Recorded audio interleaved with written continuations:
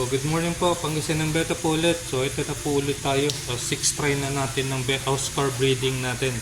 So, ngayon po yung ating pair. So, ito na po, kinuha na natin yung itlog nila. At nilagay na natin ito. This time po, malinis na tubig na yung ginamit ko. Kasi yung last na sinunod ko dun sa YouTube is, ang sabi is, gamitin is yung tubig dun sa tank. So, napapasya naman po natin, may mga nag-wrigglers naman tayo na nakuha, kaso namatay din sila. So, mostly inamag yung tubig. So, this time is clean na po talaga. Fresh po yung ating tubig, nilagyan natin ng methylene blue.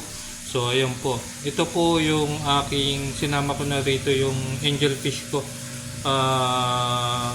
Breeding din tayo ni angelfish. So far sa angelfish, medyo successful na tayo.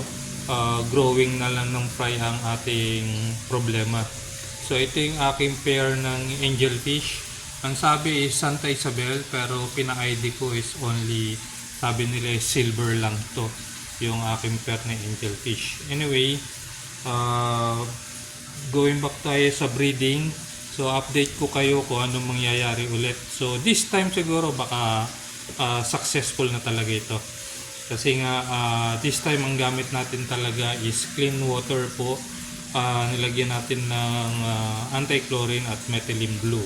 So hopefully talaga marami ng mapisa dito.